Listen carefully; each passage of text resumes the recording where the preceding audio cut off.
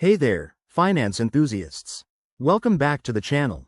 Today, we're tackling episode 732 of our review series, Advance Financial Review. Is it worth it?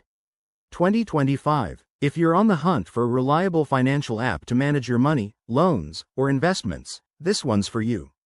Let's jump right in. First off, what exactly is Advance Financial? It's a popular digital platform that offers quick loans, budgeting tools, and financial advice, with a fresh update for 2025 that promises better security and user-friendly features.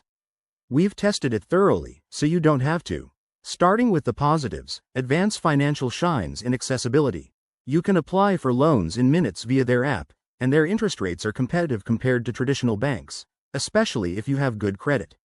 Plus, the 2025 update includes enhanced AI-driven budgeting tools that help track your expenses and suggest savings plans. It's perfect for beginners who want to get a handle on their finances without overwhelming complexity.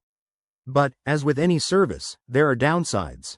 The main con is that fees can add up quickly if you're not careful. Late payment penalties and high APRs for those with lower credit scores might make it less appealing.